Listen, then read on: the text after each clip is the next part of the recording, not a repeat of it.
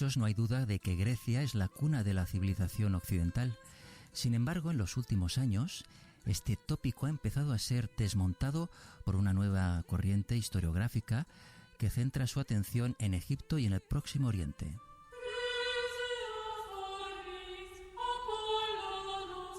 En este sentido, los griegos fueron plenamente conscientes de sus raíces afroasiáticas.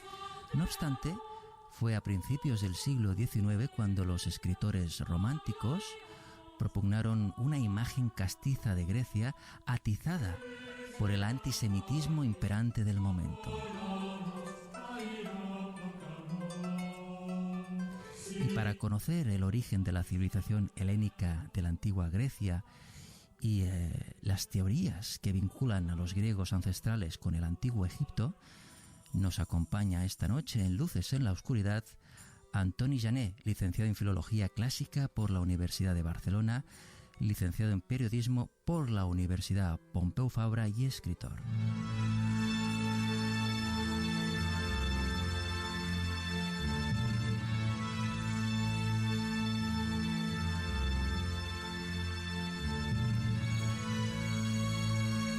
Antoni Jané, muy buenas noches. Hola, buenas noches, Jordi. Gracias por estar con nosotros, Antoni. Nada, de nada. Y felicidades por tu artículo en la revista Clio, que creo que fue el mes pasado. Sí. Que bueno, precisamente hablas de Grecia y el origen egipcio del mito clásico, ¿verdad? Sí, es un tema poco conocido porque siempre se dice que la historia es muy fácil de manipular, ¿no? Uh-huh. Y se da por hecho, la versión oficial dice que los griegos aparecieron en el segundo milenio antes de Cristo, cuando un grupo de pueblos de los Balcanes llegaron a Grecia, sí, y allí fundaron la civilización micénica, ¿no? Sí. Luego, en el siglo XII, llegaron otros pueblos invasores que eran los dorios. Y a partir de aquí, en Grecia, hay una especie de túnel que dura 4 siglos, que es conocido como la época oscura, sí, de la que no se sabe nada. Son 4 siglos de absoluto silencio, y de repente, en el siglo VIII a.C., hablamos del milagro griego, de cuando los Pero Antoni, perdóname, antes de hablar del milagro griego, discúlpame, porque tengo curiosidad para conocer un poquito más de ese origen, porque me hablabas ahora del segundo milenio antes de Cristo, que es cuando, de alguna manera, se sitúa el origen de la civilización helena o helénica de la Grecia antigua, ¿no? Pero ¿con qué nombre fueron conocidos esos primeros griegos? Fueron conocidos como micénicos porque su principal base de operaciones era Micenas, una ciudad que está a 90 kilómetros al suroeste de Atenas. Sí. Y fue una civilización bastante próspera. Sí. Pero terminó en el siglo XII con la aparición de otros pueblos invasores que eran los dorios. ¿Y estos primeros griegos qué lengua hablaban? Estos ya hablaban el indoeuropeo, que es considerada la lengua madre de la mayoría de lenguas de Europa, o sea, ya hablaban griego, pero el segundo grupo de pueblos invasores también hablaban griego. Uh-huh. Fue una sustitución demográfica, pero de lengua se mantuvo el griego. Y esta cultura micénica decías que fue en el siglo XII a.C. Que se derrumbó, ¿no? Sí, el siglo Después XII. de la famosa guerra de Troya, podríamos decir. Sí, más o menos, sí. Uh-huh. Sí. Y claro, luego aparecen estos nuevos personajes, los dorios, que son un misterio porque con ellos Grecia, en cierta manera, desaparece del mapa durante 4 siglos porque no hay fuentes documentales que nos hablen de lo que pasó durante estos 4 siglos. Que sería la época oscura, entonces. La época oscura, del siglo XII antes de Cristo al 8. Y tras esta etapa de oscuridad, podemos decir, ¿no?, que vivió la civilización griega, ¿qué se conoce históricamente en el siglo VIII antes de Cristo como el milagro griego? Sí, esto siempre llama la atención porque no se entiende cómo fue posible que después de 4 siglos de absoluto silencio aparecieron los grandes hitos de de la civilización griega, ¿no? Apareció la literatura, la poesía, más adelante la medicina, la tragedia, y claro, porque los griegos salían de un túnel de 4 siglos de silencio, ¿no? Y nada, esto es uno de los grandes misterios de la historiografía. O sea que a partir del siglo VIII, podemos decir, el siglo VIII antes de Cristo, la civilización griega resurgió un poco de sus cenizas, ¿no? Sí, tras esta etapa sí. oscura, Sí. dando lugar a este conocido como milagro griego, ¿no? Sí. ¿Fue la llegada de la democracia, Antoni, uno de los hitos que constituyeron este milagro griego? Sí, bueno, se sitúa en el siglo VI antes de Cristo, con Clístenes en Atenas, sí. Pero fue la democracia, esto se produjo en el siglo VI, fue el resultado de toda esta explosión intelectual que hubo, ¿no? Pero claro, mucha gente, esta historiografía oficial quiso asociar el milagro griego con la idea de que Europa había nacido en Grecia, en una tierra que por entonces era considerada como una tierra bendecida por los dioses y era un sitio inmaculado, ¿no? En cierta manera. O sea que a partir de este milagro griego, de alguna manera, en el imaginario europeo pronto caló la idea de la cultura inmaculada, entre comillas, ¿no? Sí. Propagándose desde un pequeño rincón del mar Egeo. Sí. Sin embargo, Antoni, creo que en los últimos años la tesis de que Grecia es la cuna de la civilización occidental ha empezado un poco a ser cuestionada, ¿no? Por otra corriente de investigación que creo que está liderada por el historiador británico Martin Bernal. ¿Esto es así? Sí, todo empezó en el año 1987 porque este estudioso británico publicó un libro muy polémico. Se titulaba Atenea Negra, las raíces afroasiáticas de la civilización clásica, ¿no?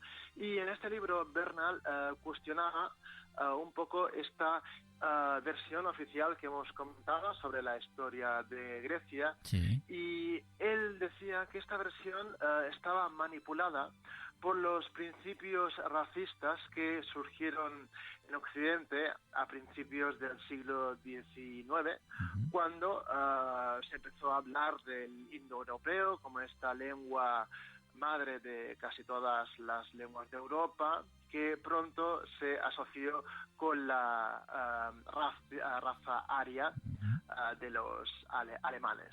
Ajá. Y a partir de aquí se quiso estigmatizar la fuerte presencia egipcia y fenicia que tuvieron los griegos a raíz de estas teorías racistas. O sea, bueno, de hecho el origen de esta raza aria que te referías ahora se quiso situar al norte de Europa, ¿no? En territorio alemán, hecho que después aprovechó más tarde Hitler y los nazis, ¿no? Para manipular y asociar la antigua civilización griega con la nación alemana, ¿no? Hablabas del antiguo Egipto. ¿Qué tipo de teorías vinculan a los griegos ancestrales con el antiguo Egipto, Antonio? Claro, Bernal, el título de su obra era muy polémico, pero lo que quería Bernal era llamar la atención sobre estas influencias que había recibido Grecia, ¿no? Sí. Él no es que dijera taxativamente que Grecia había nacido en Egipto, sino que mencionaba los testimonios griegos que ya hablaban de la admiración de los helenos hacia Egipto y hacia Fenicia, hacia el próximo Oriente, ¿no? Decía que, por ejemplo, recordaba que presocráticos como Tales de Mileto había cogido la idea del principio del arqué, del agua como principio de todas las cosas, habiéndose formado antes en la escuela de Memphis, de Egipto. Por ejemplo, también Pitágoras también se había instruido en la religión egipcia, y muchos conocimientos matemáticos los griegos los habían cogido de los egipcios. el principio de Arquímedes, el propio principio teorema de Pitágoras, y también hay el historiador Heródoto, que también habla maravillas de Egipto y admira la cultura egipcia. Podríamos decir también, Antoni, que según esta teoría que esbozaba este Martín Bernal, este historiador británico, la antigua Grecia pudo ser el resultado de la mezcla de nativos europeos y colonizadores africanos y semitas. ¿Esto pudo ser así? Bueno, esto es un tema... no es que hablara de una sustitución demográfica. Él hablaba más de esta fuerte influencia, ¿no?, que habían recibido de los egipcios, ¿no? Y, por ejemplo, una obra de referencia es un autor de referencia es Platón, que él recogió de Egipto el mito de la Atlántida, que tuvo mucho predicamento en la antigua Grecia, que todavía es un misterio, pero bueno, esto también, otro discípulo de Platón, Aristóteles, también decía que la civilización, el pueblo más antiguo era el egipcio. Y claro, todos estos conocimientos luego fueron apropiados. Grecia se apropió de estos conocimientos en el siglo IV a.C., cuando Alejandro Magno llegó hasta allí y lo incorporó a su gran imperio. Claro, o sea que fue a partir del siglo IV a.C. cuando Alejandro Magno conquistó Egipto, ¿no? Que Grecia de alguna manera empezó a apropiarse de todo ese bagaje cultural e intelectual, ¿no? ¿Cuándo dio inicio la fascinación por los griegos por el país de los faraones? Fue en el siglo VII a.C., ¿no? Con los primeros filósofos, ¿no? Con Tales de Mileto, por ejemplo. Sí, y claro, es muy curioso porque los antiguos tenemos muchas palabras griegas que son del mundo egipcio. Por ejemplo, la palabra pirámide es una palabra que en griego significa pastel de harina, y las formas de las pirámides recordaban a las formas de estos pasteles que había en el antiguo Egipto.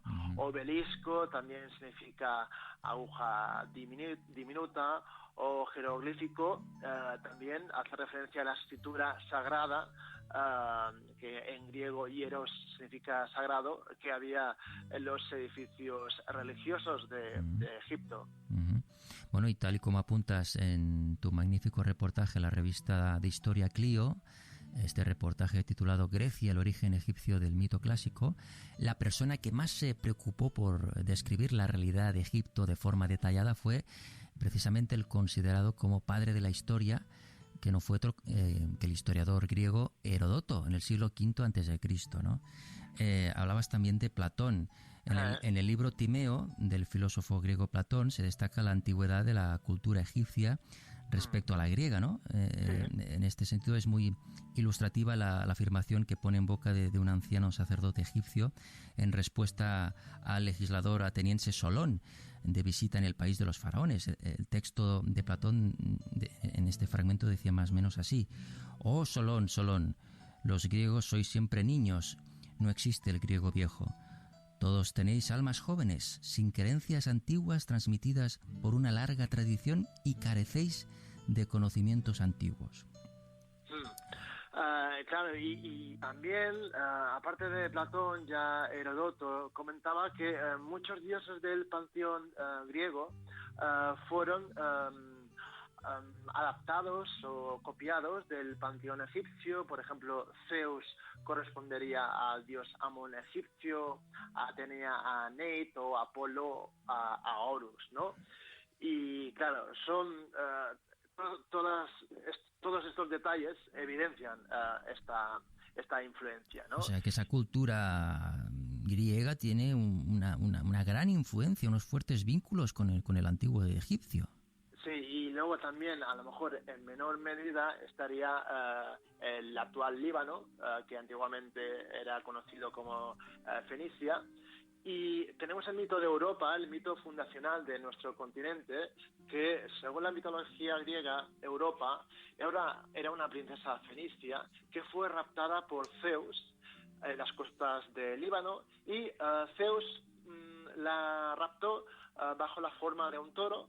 Ella se subió a su lomo y entonces Zeus aprovechó para llevársela hasta Creta, y allí, de cierta manera, la versión oficial dice que la violó, tuvieron hijos, y luego, curiosamente, la princesa Felicia dio nombre a nuestro continente. O sea que nuestro continente nace de un rapto, en sentido metafórico, para que nos entendamos.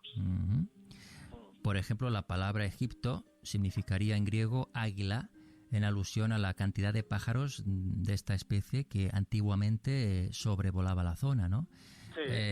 ¿Qué adaptación realizaron los griegos del ave fénix, originario de Egipto, Antonio?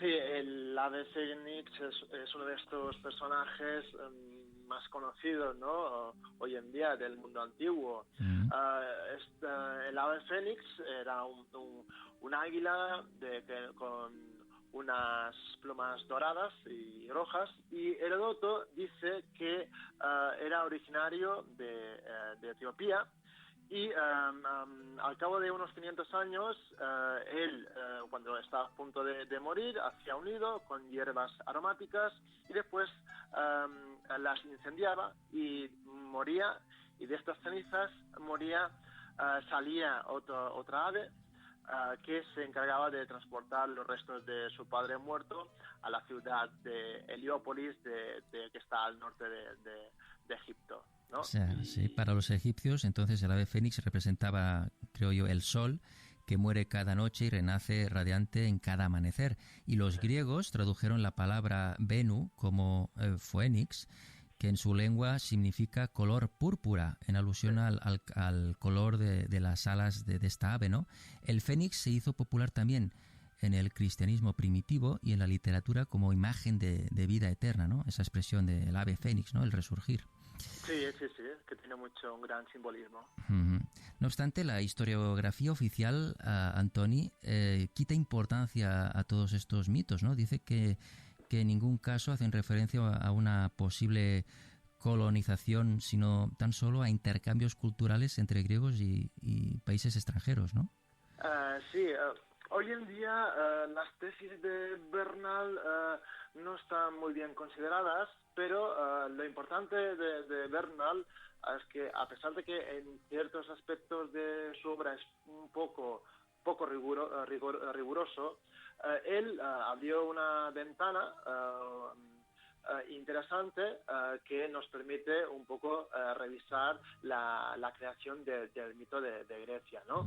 Hay que tener en cuenta que cuando en el siglo XIX hubo la guerra de la independencia de Grecia, Europa se posicionó al lado de Grecia, y a partir de entonces Turquía empezó a ser estigmatizada, se la asoció con el Islam, y a partir de aquí los románticos empezaron a idealizar la cultura griega. Pero hubo un escritor, que era Hegel, que decía que no había para tanto, que Europa se estaba pasando un poco a la hora de idealizar Grecia, porque él decía, vale, de acuerdo, la democracia ha nacido en Atenas, pero hay que tener en cuenta que la democracia de antes no tenía nada que ver con la de ahora. Luego los románticos idealizaban los edificios griegos, y él decía que las fachadas de los edificios antiguos eran de colores. Y claro, en cierta manera hizo un toque de atención a toda esta idealización. Volviendo al tema de Egipto, Antoni, creo que a día de hoy el debate sobre el color de la piel de los antiguos egipcios sigue abierto, ¿no? En este sentido, ¿los griegos eran xenófobos? Bueno, ellos más que eran más chauvinistas, se creían en el centro del mundo, y todo aquel que no hablaba griego era considerado un bárbaro. Un bárbaro es una palabra de origen onomatopeico y hace referencia al ruido ininteligible que hacían los extranjeros, según los griegos, que hacían bad. Por eso los egipcios también eran considerados unos bárbaros. Y en cuanto a su color, al color de su piel, Heródoto, que es nuestra principal fuente de información, utiliza la palabra griega aizopes, Sí. de donde viene Etiopía. Y esta palabra en griego significa de piel quemada, pero no la utiliza para hacer referencia a la gente que habitaba el norte de Egipto, sino a la gente que habitaba Nubia, al sur de Egipto, ¿no? Pero claro, ahora, todavía hoy en día, había este debate de si los egipcios del norte también eran negros. Uh-huh. Y hablando de Etiopía, Antoni, ¿qué nos puedes contar sobre los contactos ancestrales entre griegos y etíopes y África? Bueno, esto que te comentaba, estos historiadores, los filósofos, Platón, Aristóteles, que hablaban maravillas de esta cultura. Y claro, hay que tener en cuenta que Bernal no dice que por lo menos un 40% del vocabulario griego clásico es de origen egipcio, ¿no? Cosa que demuestra esta influencia, ¿no? Y según la línea del historiador Martín Bernal, ¿en qué momento se empezó a truncar esta vinculación de Grecia con África y Fenicia también? El punto de partida es el siglo XVI, porque el alemán Martin Luther fue quien tradujo del griego al alemán el Nuevo Testamento. A partir de aquí empezó la admiración por Grecia, que después, en el siglo XIX, Humboldt la terminaría de consolidar, porque fue quien introdujo los estudios clásicos en el sistema universitario alemán, ¿no? Y luego aparecerían románticos como Byron, que no paraban de viajar a Grecia para terminar de idealizarla. Y también tenemos que tener en cuenta la influencia que en esto tuvo el Renacimiento, ¿no? Que ya había empezado también a idealizar Grecia en contraposición a Roma. Esa idealización de Grecia en estos últimos siglos, ¿crees que venía provocada por lo que comentabas ahora, ¿no? Por una nostalgia enfermiza, ¿no? Fruto de la sensación que siempre ha tenido Occidente de haber de alguna manera como estrenado en la tierra de Homero un vocabulario político, una manera especial de ver el mundo, la democracia, las polis, etcétera, las ciudades, las polis? Sí, es que claro, como el estandarte de Occidente, la democracia, y como la democracia nació en Grecia, por eso, ¿no? Esta idealización, ¿no?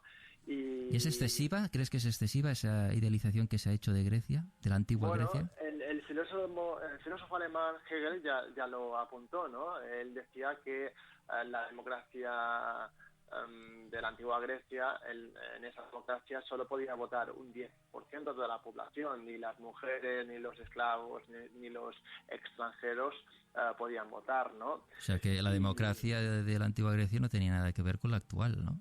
No, pero sentaron las bases y es un punto de partida importante, no hay que infravalorarlo, pero bueno, todo en su justa medida.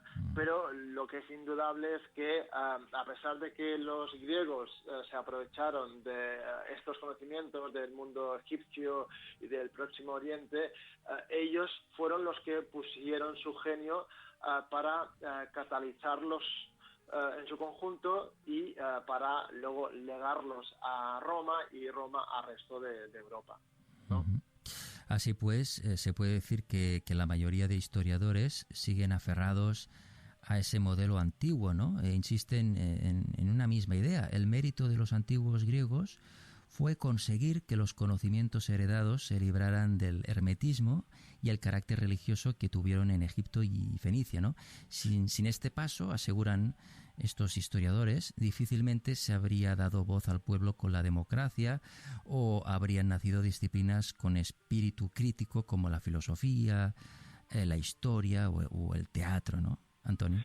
Sí, el problema de todo esto es el eurocentrismo, ¿no? Porque todos, siempre que hablamos de historia, solo parece que hablemos de Occidente como gran potencia civilizadora, pero nos olvidamos del resto del conjunto del planeta, ¿no? Y en este caso siempre hay historiadores que han hecho la dicotomía entre Occidente y Oriente de una manera maniquea, y claro, poniendo etiquetas a veces injustas, y en este caso no se quiso valorar en su momento esta influencia porque consideraban que África era un continente de un nivel moral más bajo, y por eso se lo infravaloró, y ahora se trata de reivindicar esta influencia, ¿no? ¿Crees que queda mucho por investigar de esa historia oficial que nos han venido contando? Ya sabes que, bueno, dicen que la historia la escriben los vencedores, ¿no? Sí, claro, sí. Bueno, yo creo que poco a poco, con libros como este de Bernal, de Atenea Negra, bueno, se va abriendo un camino y que nos permite tener una visión más general de la historia de la humanidad también, ¿no?